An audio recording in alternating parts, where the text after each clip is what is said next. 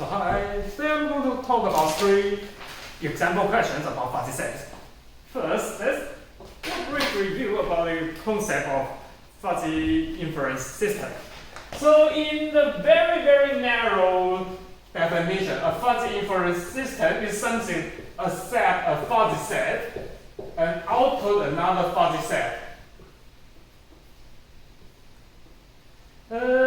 In wider sense, we usually gather data from sensors, and sensors usually only give you crisp input. Let's say an input as a single number, A0, and you also want to output something to control another system, let's say an output as number C0. In the most wide sense, a fuzzy inference system is like this. So now let's take a look at an example.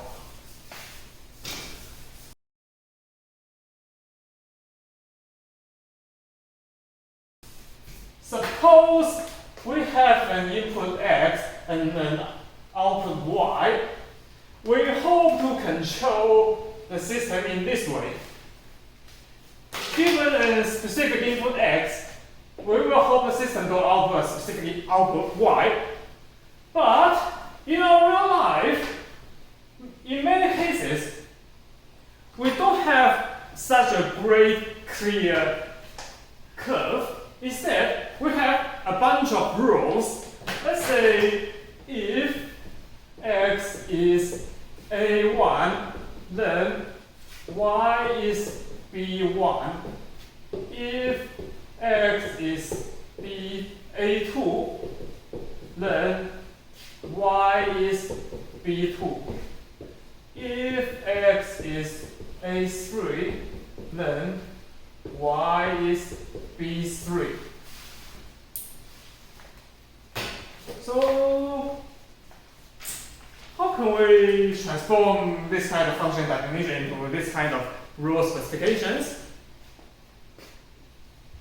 Well, a probable way is to, like this, we separate the function into 3 or maybe more parts, and then we define our set A and set B's accordingly. So for example, here, the fuzzy set A may look like this, fuzzy set B look like this, and fuzzy set C looks like this. Sorry, this should be A1, A2, and A3. And we can also define set B's in this way.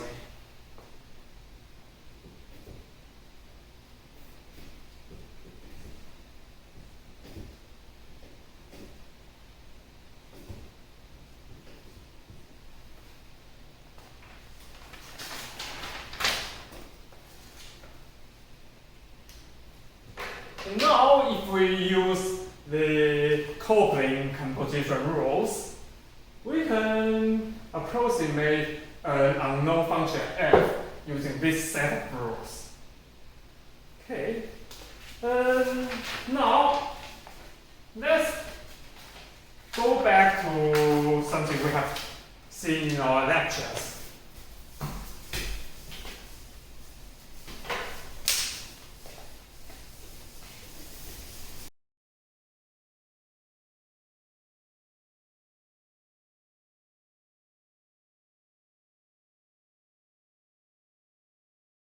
If the relation R is generated by coupling, we have we want to map A to A prime to set B prime.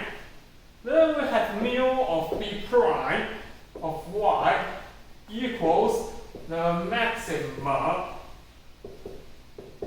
of all X in the universal set X, and the minima taken between mu A prime of X, mu R of X, Y.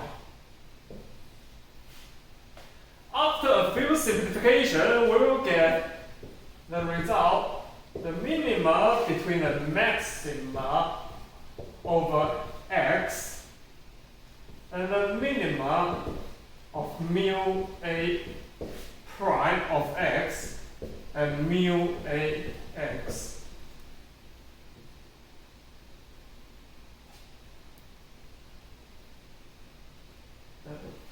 And mu b of y. In our lecture, we define this part as our degree of validity. We write it as W. Until now, we haven't talked about falsification. But for all other examples given in this tutorial session, we will assume we use singleton defalsification, which means that the falsification function will look like this. For a single input A naught, mu of A prime of A will only have one spike. Why? Why it is beneficial? Because in this way, the only possible value for this part,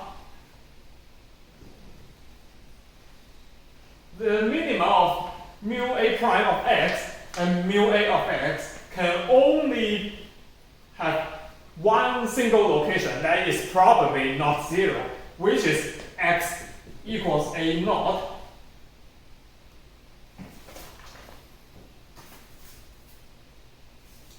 And since x equals A naught, mu A prime of x equals 1, which is the maximum possible value of mu A of x, we can simply erase this part and evaluate this at x equals A naught, which makes our calculation much more simple.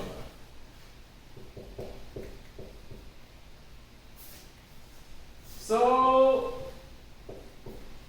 the real resulting fuzzy set mu of b can be calculated as the minima of mu of A evaluated at A naught and mu b of y.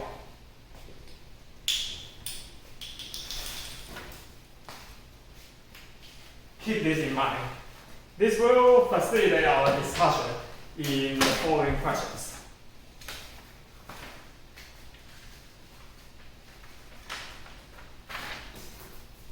Okay. Now let's take a look at this example. In this example, we are going to design a fuzzy control system for an air conditioner. We have two rules. Rule 1, if temperature is high, then we set control to be positive. And the second rule is that if T is low, then the control is going to be negative.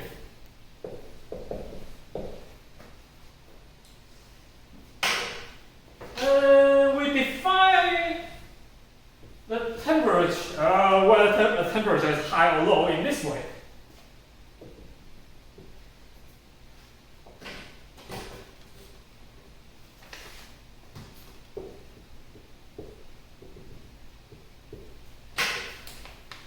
If the temperature is below 20, it is definitely low.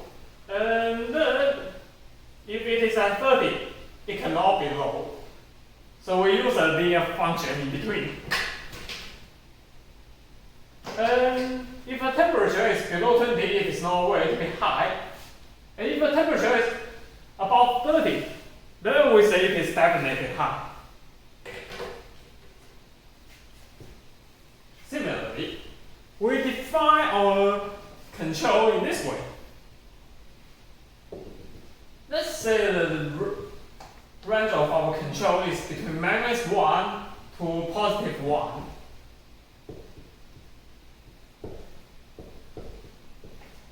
If the control value given is below 0.4, we say it is negative. It's definitely negative. And if it is between -0.4 and +0.4, we say it is partially negative. Again, we use linear function in between. Given these definitions, let's design our fuzzy inference system. First, there are 3 cases if we want to calculate the result.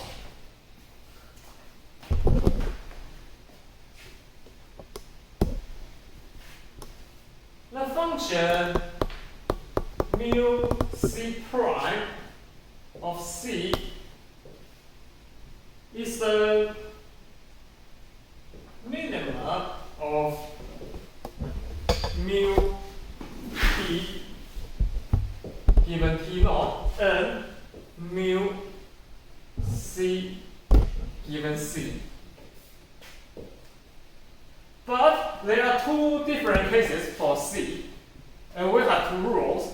So the final result will be the maxima between the 2 cases.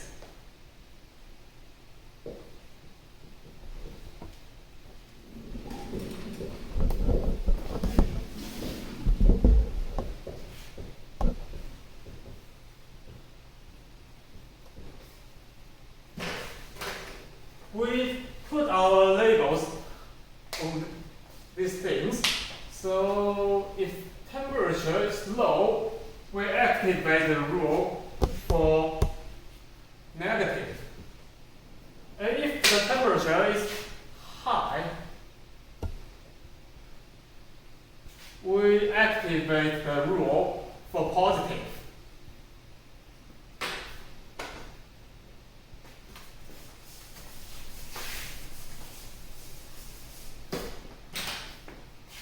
For lows T, that is below 20.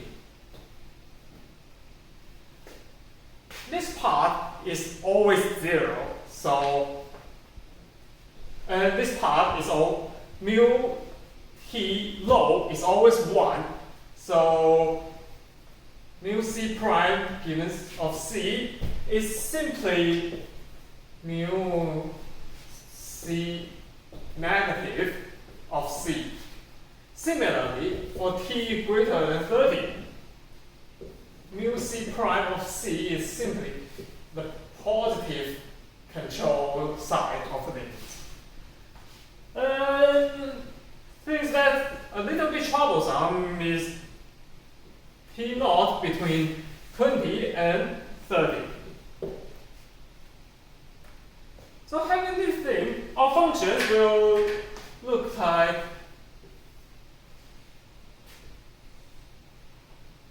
this for t between 20 and 25.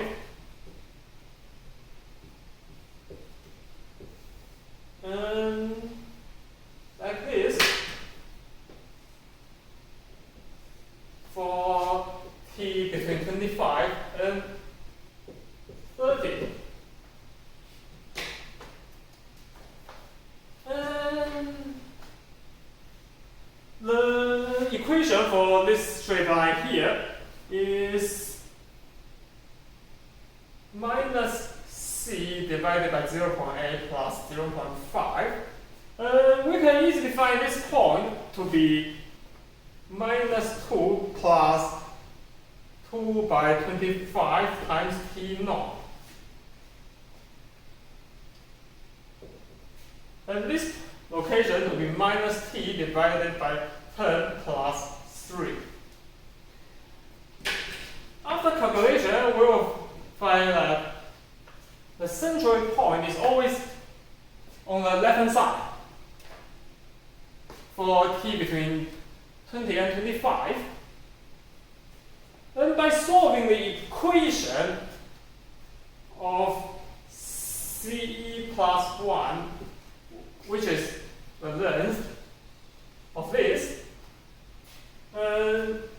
minus t naught by 10 plus 3 equals 0.5, which is the median or bisector point we want to find, we will have the result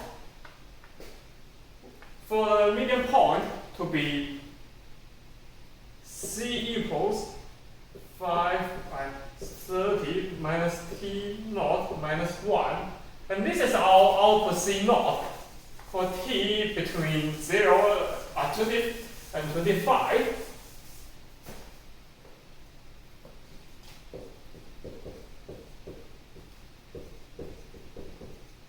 For t naught between 25 to 30, due to the symmetric property, we will have our C naught equals 1 minus 5 by 20 plus t naught. And for these two functions, we can easily calculate their median to be minus 0.5 and positive 0.5. Thus, we can sketch our decision curve in this way.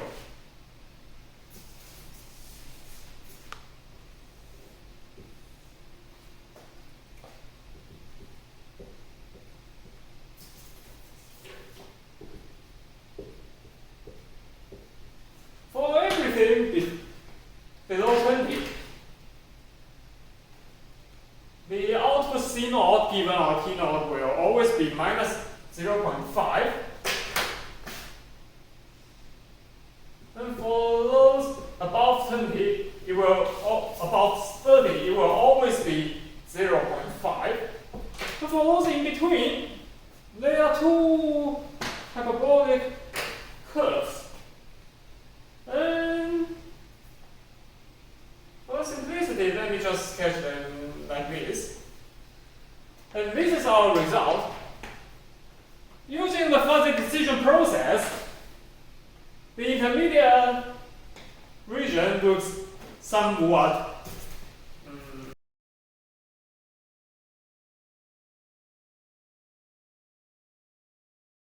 So now let's take a look at a more advanced air conditioning controlling system.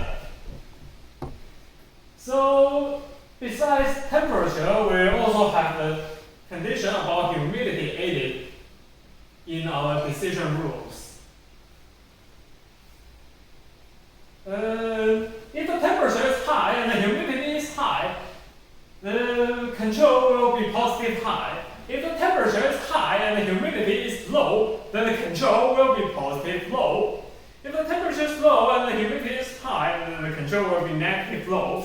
And if the temperature is low and the humidity is low, the control will be negative high. Here, we define our definition of high and low temperature as well as high and low humidity in this way. So the temperature is defined in the way we have previously discussed. Humidity is defined in this way. So if the relative humidity is below 0.4, then we say it is definitely low. And if the humidity is above 0.8, we say it is definitely high. For the things in between, we use linear interpolations. And similarly, we define our control in this way.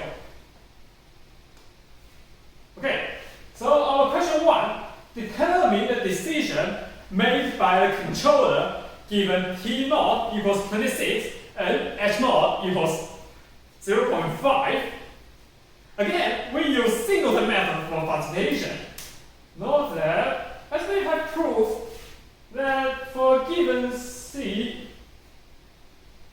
the membership function mu of C naught equals the minima of mu T of T naught, mu H of H naught, and mu C of C.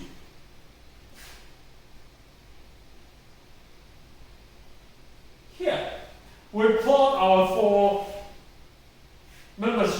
functions for humidity and for temperatures. And we also draw lines for temperature equals 26 and humidity equals 0.5 to visually achieve the minima function. We find the height of the intersection between the vertical line and our membership function and select whichever is lower. And then we draw a horizontal line to our membership function for the result in our decision rule. For high and height, the result is positive height. So we plot positive height here and draw a line in this way. Everything of the membership function of our result below this line will be shaded. And this part is our resulting mu c prime of C for these decision rules. And we have 4 decision rules, so we repeat the process 4 times.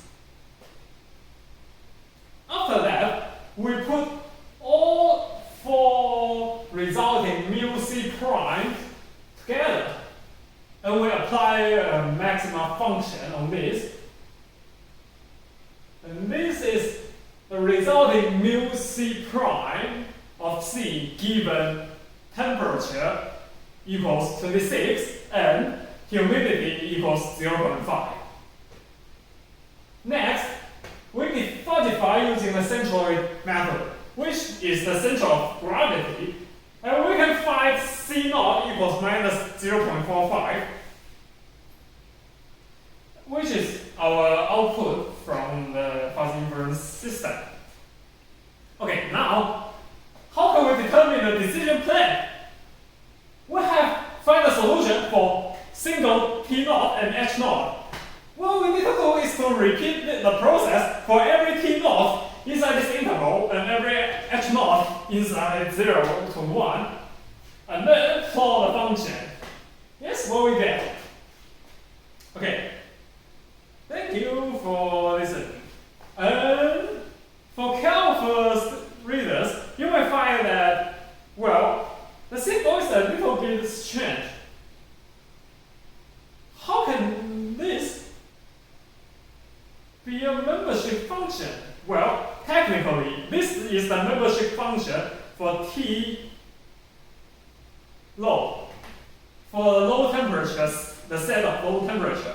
But because writing things in this way will make our note very messy, I put the superscript above mu instead of T. Okay, that's it. Hopefully you will find this more clear than the lecture.